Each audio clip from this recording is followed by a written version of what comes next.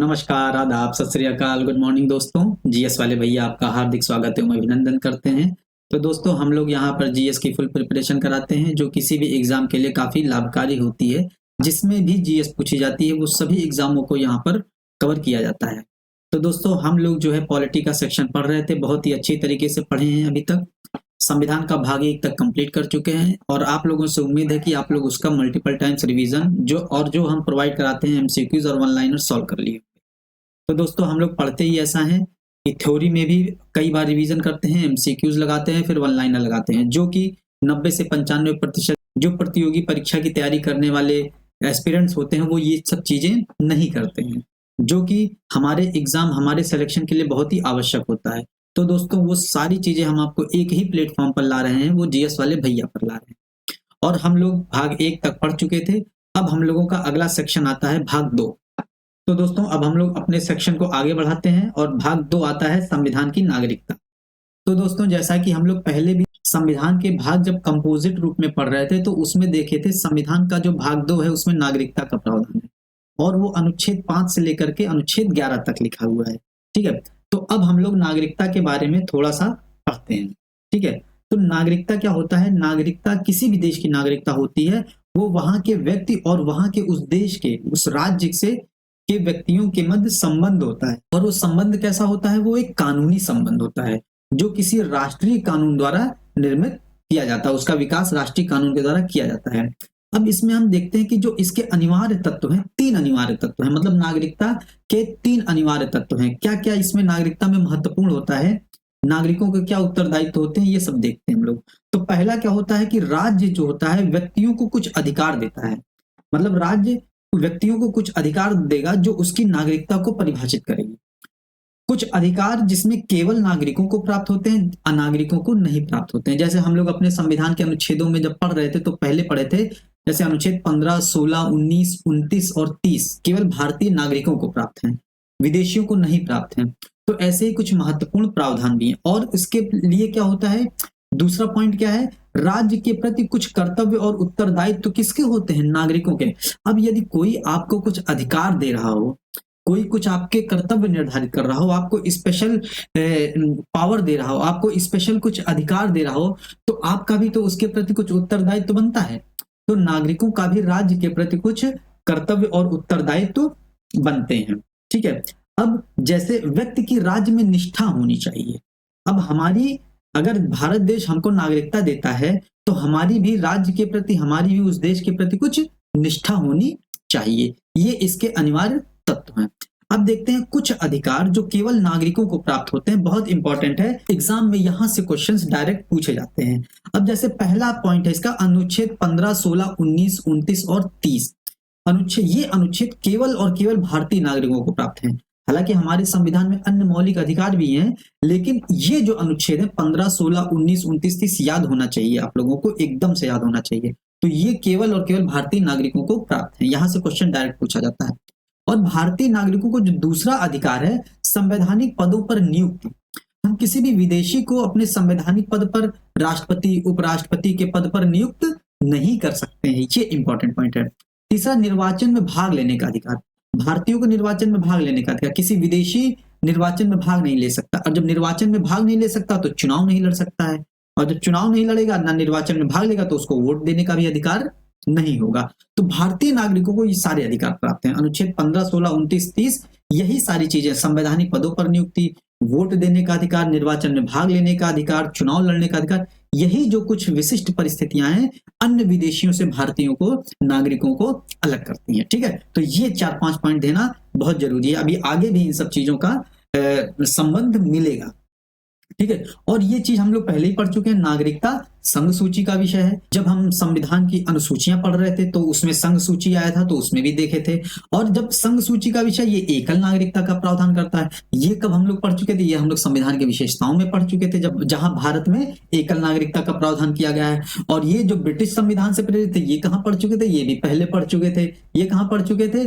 जब भारतीय संविधान के विदेशी स्रोत पढ़ रहे थे।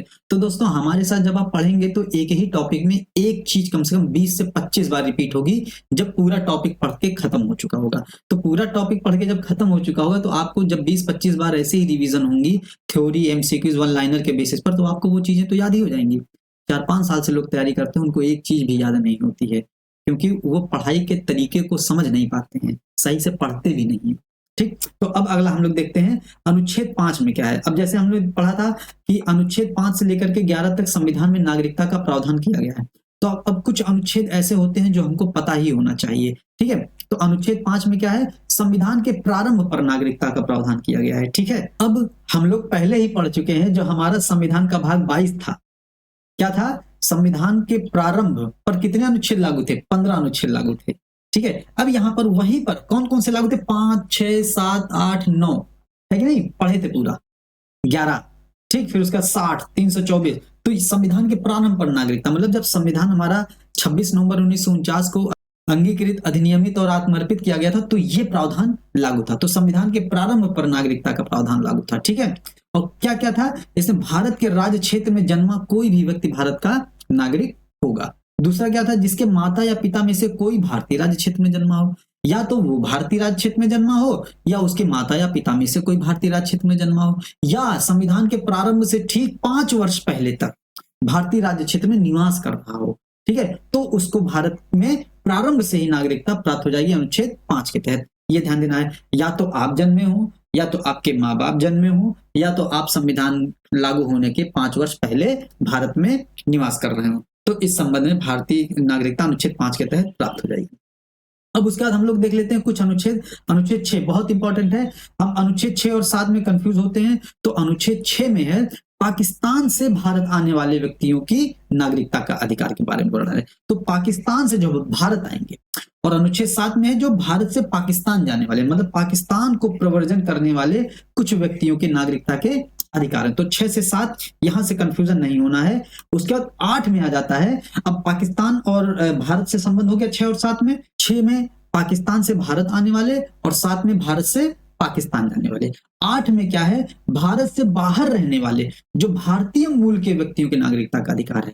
अनुच्छेद 6 और 7 में तो भारत पाकिस्तान का हो गया, लेकिन 8 में जो भारत से बाहर रहने वाले भारतीय मूल के जो व्यक्ति हैं उनको नागरिकता के अधिकार के बारे में इसमें वर्णन किया गया। और 9 में क्या है, विदेशी राज्य की नागरिकता यदि कोई ग्रहण कर लेता है तो उसकी नागरिकता का लोप अनुच्छेद 19 में है। ठीक है, अनुच्छेद 9 में है, ये ध्यान देना है। ठीक है, विदेशी राज्य की नागरिकता ग्रहण करने पर तो भारतीय नागरिकता लोप हो जाएगी, अनुच्छेद 9 में वर्णन। तो अनुच्छेद 5 में प्रारंभ से है, अनुच्छेद 6 में पाकिस्तान से भारत, अनुच्छेद 7 में भारत से पाकिस्तान, अनुच्छेद 8 में भारत के बाहर रहने वाले भारतीय मूल के, 9 में जो विदेशी राज्य की नागरिकता ग्रहण कर लेगा तो भारतीय नागरिकता का लोप हो जाएगा। बहुत इंपॉर्टेंट है। अब उसके बाद 10 नागरिकता के अधिकारों का बना रहना। ठीक, 11 में आ जाता है संसद द्वारा नागरिकता के अधिकारों के नियमों का तय किया जाना। 11 में ही संसद के द्वारा नागरिकता के संबंध में अधिकार निश्चित किए जाते हैं। इसी का मतलब ये हुआ कि अर्थात नागरिकता संघ सूची का विषय है, क्योंकि इस पर पूरा और पूरा कानून बनाने का अधिकार किसका है, केंद्र को है, संसद को है। ठीक है, तो एक बार रिवाइज कर लेते हैं। क्या है, 5 में संविधान के प्रारंभ पर नागरिकता जन्म हो या उसके माता पिता या दोनों में से कोई एक जन्मा हो, या संविधान प्रारंभ होने के ठीक 5 वर्ष पहले तक भारत में निवास कर रहा हो। 6 में पाकिस्तान से भारत आने वाले, 7 में भारत से पाकिस्तान जाने वाले, 8 में कहीं विदेश में भारतीय मूल के व्यक्तियों की नागरिकता, 9 में क्या है, जो किसी अन्य देश की नागरिकता ग्रहण करने पर भारतीय नागरिकता का लोप, 11 में क्या है कि नागरिकता के संबंध में कानून बनाने का अधिकार संसद को, इसीलिए नागरिकता संघ सूची का विषय है। ठीक है, ये ध्यान देना है। अब हम लोग देख लेते हैं भारतीय नागरिकता अधिनियम 1955। बहुत बहुत इंपॉर्टेंट है, इसलिए क्योंकि हमारे एग्जाम में क्वेश्चन पूछता है यही से, भारतीय नागरिकता की प्राप्ति के 5 तरीके और त्यागने के 3 तरीकों का जो वर्णन है वो भारतीय संविधान में किया गया है। मतलब नागरिकता ग्रहण और नागरिकता त्यागने के तरीके का वर्णन संविधान में किया गया है ऐसा नहीं है, और ऐसा ही क्वेश्चन पूछता है।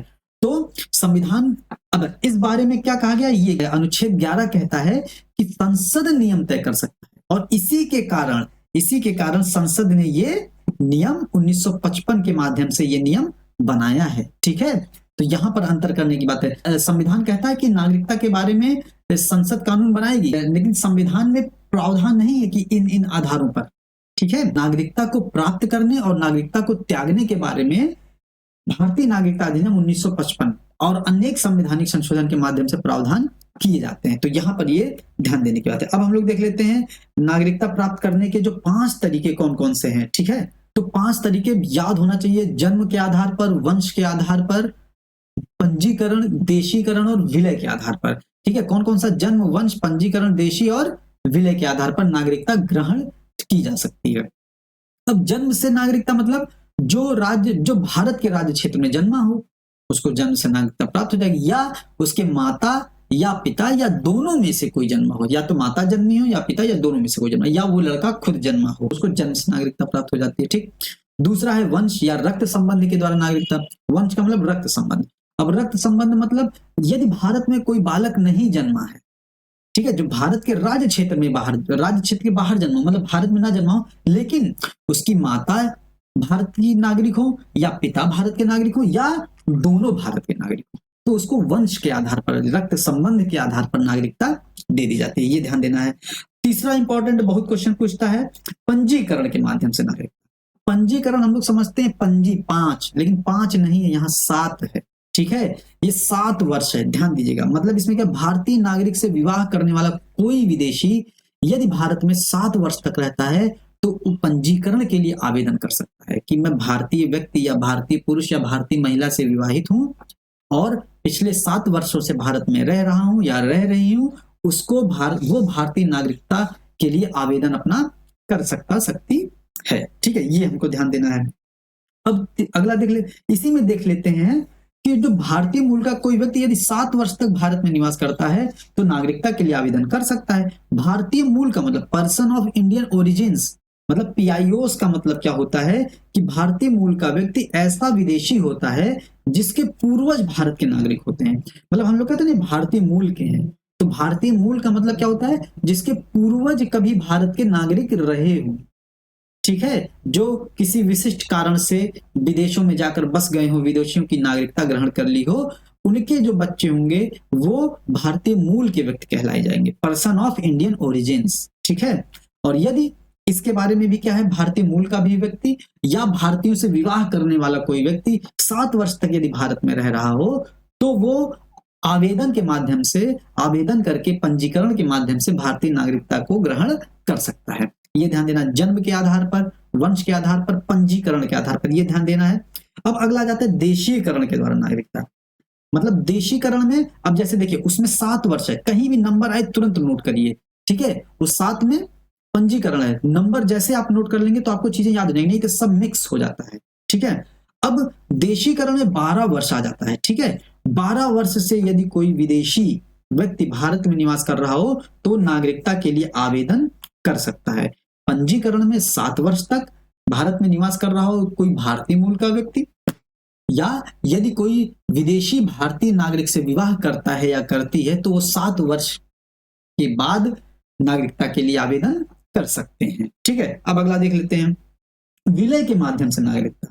अब विलय, मान लीजिए कोई विदेशी क्षेत्र भारत में विलय हो जाता है तो उसके निवासियों को भारत सरकार नागरिकता दे देती है। जैसे सिक्किम, हम लोग पहले पढ़ चुके हैं, सिक्किम को 35वां संविधान संशोधन 1974 के तहत सह राज्य का दर्जा दिया गया था, लेकिन 36वें संविधान संशोधन 1975 के तहत पूर्ण राज्य का दर्जा दे दिया गया। तो जब सिक्किम का भारत में विलय हो गया तो उसके निवासी भी भारत के नागरिक हो जाते हैं, ये ध्यान देना है। तो कौन कौन से आधार हो गए, जन्म, वंश, पंजीकरण, देशीकरण और विलय के माध्यम से। ये तो याद होने ही होने चाहिए। पंजीकरण में 7 वर्ष है, देशीकरण में 12 वर्ष है, ये ध्यान देना है। अब नागरिकता का विलोपन देख लेते हैं, ठीक है। अब भारतीय नागरिकता अधिनियम 1955 में नागरिकता ग्रहण करने के 5 तरीके, लेकिन नागरिकता त्यागने के 3 तरीके का वर्णन है, ठीक। 3 तरीके कौन कौन से, परित्याग, समाप्ति और वंचन। ध्यान देना है, परित्याग क्या होता है, स्वेच्छा से भारतीय नागरिकता को छोड़ देना, मतलब त्याग कर देना, है कि नहीं। तो मतलब कोई काम यदि स्वेच्छा से किया जाता है तो परित्याग हो जाता है। समाप्ति, समाप्ति में यदि कोई भारतीय नागरिक किसी अन्य देश की नागरिकता ग्रहण कर ले, समाप्त हो जाता है। परित्याग स्वेच्छा से किया जाता है, लेकिन समाप्ति यदि कोई व्यक्ति दूसरे देश की नागरिकता ग्रहण कर ले तो समाप्ति हो जाएगा, तो समाप्त कर दिया जाएगा स्वतः। मतलब ये प्रावधान किस अनुच्छेद में था, 9 में था, है कि नहीं। यदि कोई विदेशी देश की नागरिकता ग्रहण कर ले तो उसकी भारतीय नागरिकता का लोप हो जाता है। ये इसमें समाप्ति है। मतलब पहला क्या हो गया परित्याग, परित्याग स्वेच्छा से। दूसरा समाप्ति, मतलब आप किसी देश की अन्य देश की नागरिकता ग्रहण कर लें तो समाप्त हो जाए। तीसरा है वंचना कर दिया, तब वंचन के शिकार हो जाते हैं। मतलब भारत सरकार द्वारा नागरिकता से वंचित किया जाना, मतलब भारत सरकार भी किसी को नागरिकता से वंचित कर सकती है। और और उसके कुछ आधार दिए गए हैं। कौन कौन से आधार? संविधान का यदि अनादर करने पर, ठीक है, यदि नागरिकता धोखाधड़ी से ग्रहण की हो, है कि नहीं, धोखाधड़ी से नागरिकता ग्रहण कर ली हो, संविधान का अनादर कर दिया हो, युद्ध के समय दूसरे देश की मदद कर दी हो, तो नागरिकता का विलोपन किया जा सकता है। यहां यह ध्यान रहे कि जन्म के आधार पर जो भारतीय नागरिक होते हैं ना, उनकी नागरिकता का लोप नहीं किया जा सकता। बहुत इंपॉर्टेंट फैक्ट है, ये ध्यान दीजिएगा। जन्म से जो भारत का नागरिक होगा उसका नागरिकता का लोप नहीं किया जाएगा, ठीक है। अच्छा, इन सब आधारों पर उस पर देशद्रोह या कुछ उस पर चार्ज लगाए जा सकते हैं, लेकिन उसको नागरिकता से वंचित नहीं किया जाएगा। और लगातार 7 वर्ष से बाहर रह रहा हो, ठीक है, संविधान का अनादर कर दिया हो, दूसरे देश की नागरिकता ग्रहण कर लिया हो, या जो है लगातार 7 वर्ष से बाहर रह रहा हो, युद्ध के समय विदेशियों को मदद कर दिया हो, या पंजीकरण या देशीकरण के दौरान 2 वर्ष की सजा प्राप्त कर चुका हो। मतलब 7 वर्ष के दौरान, मतलब पंजीकरण में 7 वर्ष है, देशीकरण में 12 वर्ष है, इन दोनों समय में यदि उसको 2 वर्ष की सजा हो जाती है तो उसको नागरिकता से वंचित किया जा सकता है, ठीक है, ये ध्यान देना। अब हम लोग देख लेते हैं अभी जो नागरिकता संशोधन अधिनियम 2019 आया था, इसके बारे में कुछ महत्वपूर्ण प्रावधान देख लेते हैं।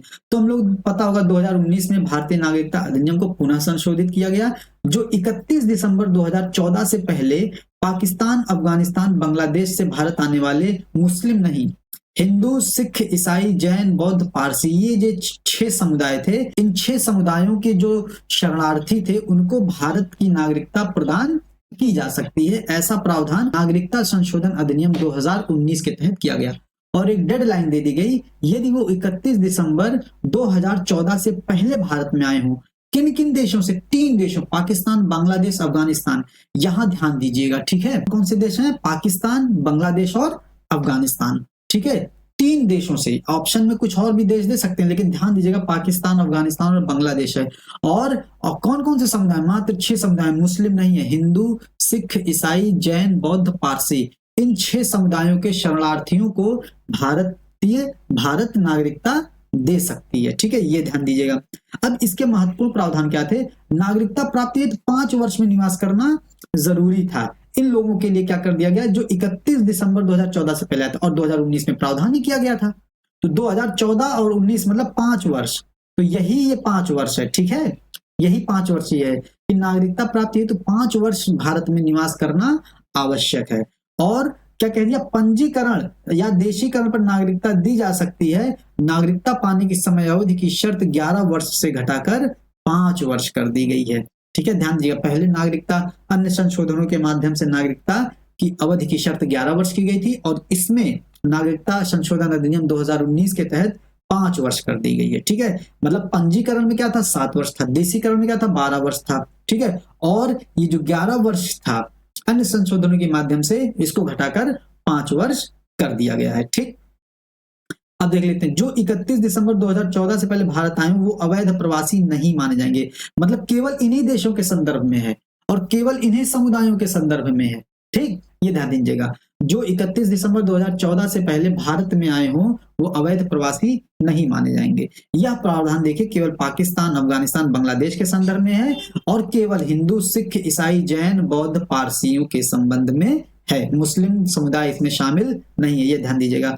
अब इसके कुछ अपवाद भी हैं, मतलब ये शरणार्थी लोग कहीं भी भारत में आकर बस सकते हैं, परंतु 2 जगह नहीं। कहां पर? 6ठी अनुसूची के राज्य। हम लोग अनुसूचियों में पढ़ रहे हैं। 6ठी अनुसूची में कौन कौन से राज्य? AMTM, AMM का मतलब मणिपुर नहीं, असम, मेघालय, त्रिपुरा, मिजोरम में यह प्रावधान लागू नहीं होगा। और इनर लाइन परमिट वाले क्षेत्र, इनर लाइन परमिट वाले क्षेत्र ऐसे क्षेत्र होते हैं, ये प्रावधान अंग्रेजों के ही समय में कर दिया गया था, कुछ उन्हें अपने विशिष्ट लाभ के लिए किया गया था, परंतु भारत में भी जब भारत स्वतंत्र हुआ तो ये प्रावधान लागू किए ही गए वहां की संस्कृति की रक्षा करने के लिए, ठीक है, वहां के जनजातियों की संस्कृति की रक्षा करने के लिए ये सारे प्रावधान लागू कर दिए गए, इनर लाइन परमिट क्षेत्र। मतलब यहाँ पर जाने के लिए ना, जैसे अरुणाचल प्रदेश हो गया, नागालैंड हो गया, असम हो गया, मणिपुर, यहाँ के कुछ क्षेत्रों में जाने के लिए हमें विशेष इजाजत लेनी पड़ती है।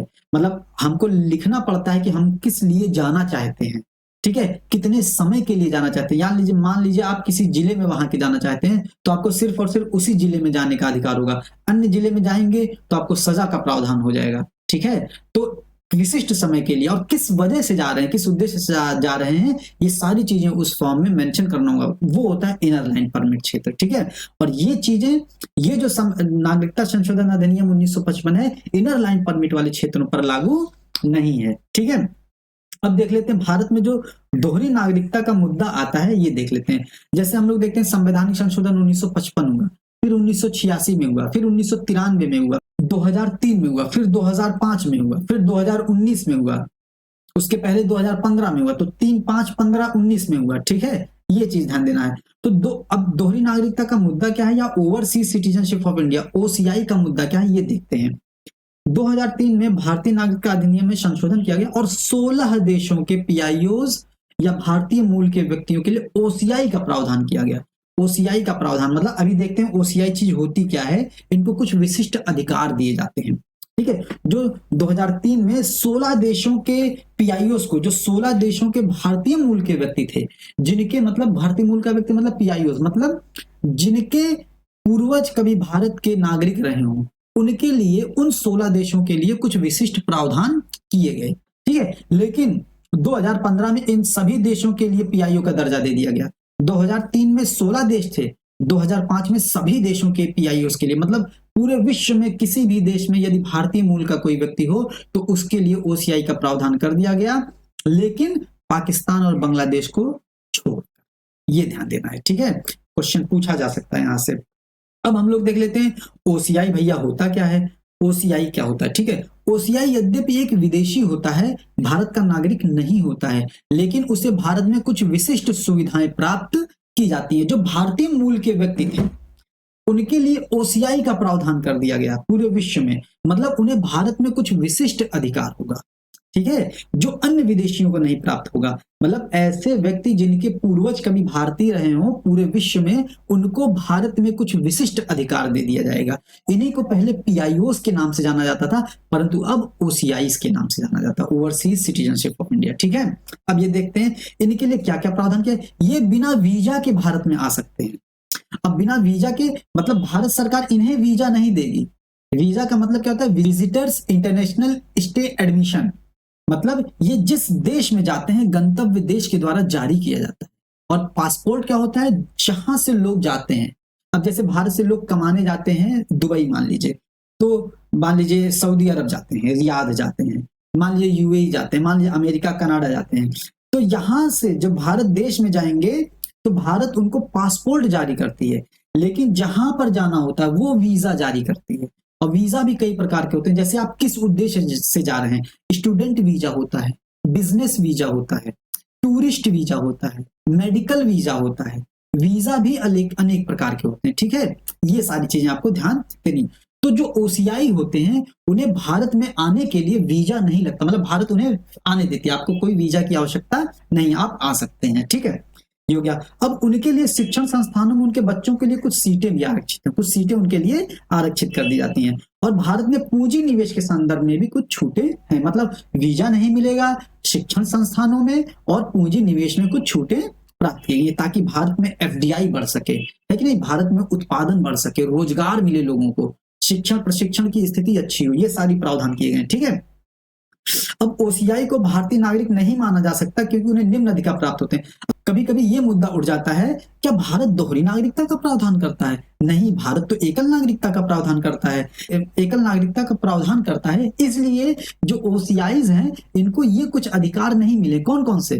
अब ओसीआई में कौन कौन से मतलब भारतीय नागरिकों को ही जो अधिकार प्राप्त होंगे, विदेशियों को नहीं प्राप्त होंगे केवल, है कि नहीं। जैसे सभी मौलिक अधिकार प्राप्त नहीं होते, अनुच्छेद 15, 16, 19, 29, 30 प्राप्त नहीं होते, वोट नहीं डाल सकते, चुनाव नहीं लड़ सकते, संवैधानिक पदों पर नियुक्त नहीं हो सकते। ये सब तो हम लोग पहले ही पढ़ चुके हैं कि ये केवल भारतीय नागरिकों को प्राप्त होंगे, लेकिन ओसीआई को कुछ विशिष्ट छूटें मिली हुई हैं, ठीक है। ये हो गया। अब 2015 में अभी देखिए ना, संशोधन कब हुआ? 1955, बहुत इंपॉर्टेंट पूछ सकता है। फिर 86, फिर 1993, फिर 2003, फिर 2005, फिर 2003-5 को गुणा कर देंगे 15, फिर 2019। ये नागरिकता में संशोधन हुए हैं, ये पता होना चाहिए। पूछा जा सकता है कब कब संशोधन नहीं हुए या हुए हैं, ठीक है, ये चीजें पता होनी चाहिए। अब हम लोग देखते हैं ये 2015 है, मतलब 3 में जो पीआईओस थे, उन 16 देशों के पीआईओस के लिए कुछ विशिष्ट प्रावधान किए गए थे। 2005 में 16 देशों को हटाकर संसार में जो जितने भी भारतीय मूल के होंगे उनके लिए कुछ विशिष्ट प्रावधान किए गए। 2015 में क्या क्या था ये देखते हैं, लेकिन उसमें क्या था? बांग्लादेश और पाकिस्तान के निवासियों को छोड़कर, नागरिकों को छोड़कर। अब 2015 में पुनः संशोधन वही किया गया, पीआईओज और ओसीआई को मिला दिया गया। अब हम कह नहीं रहे the person of Indian origins को ओसीआई कह दिया गया, तो यही मिला दिया गया और इनके लिए केवल ओसीआई कार्ड धारक योजना लागू की गई। अब भारतीय मूल के सभी विदेशियों को केवल ओसीआई कार्ड धारक का दर्जा प्राप्त, मतलब पूरे विश्व में कहीं भी यदि कोई भारतीय मूल का विदेशी होगा तो उसे ओसीआई कार्ड धारक योजना प्राप्त होगी। मतलब वो भारत में उसके बच्चों के लिए शिक्षण संस्थानों में आरक्षण मिल जाएगा, पूंजी निवेश के लिए आरक्षण मिल जाएगा और वीजा नहीं उसको लेने की आवश्यकता पड़ेगी। तो दोस्तों ये हम लोगों ने नागरिकता के प्रावधान पढ़ लिए पूरे। अब हम लोग अगले सेशन में आएंगे प्रश्नोत्तर लेकर के। तो दोस्तों उम्मीद करते हैं आप लोगों को ये सेशन काफी अच्छा लगा होगा और क्वेश्चन इससे पूछे ही पूछे जाते हैं, ठीक है दोस्तों। आप लोग हमसे जुड़ने के लिए फेसबुक पर, यूट्यूब पर, इंस्टाग्राम पर, टेलीग्राम पर आप लोग हमसे जुड़ सकते हैं। जीएस वाले भैया के यूट्यूब चैनल पर आप लोग जुड़ सकते हैं। दोस्तों आपको सेशन अच्छा ही लगा होगा, मल्टीपल टाइम्स रिवीजन करते रहिएगा, एग्जाम आ रहे हैं पास में, जितना ज्यादा ये रिवीजन करेंगे उतना ही अच्छा होगा। अगले सेशन में हम लोग मिलेंगे प्रश्नावलियों के साथ, प्रश्नोत्तरों के साथ। तो दोस्तों इसी के साथ सेशन को समाप्त किया जाता है। जय हिंद, जय भारत।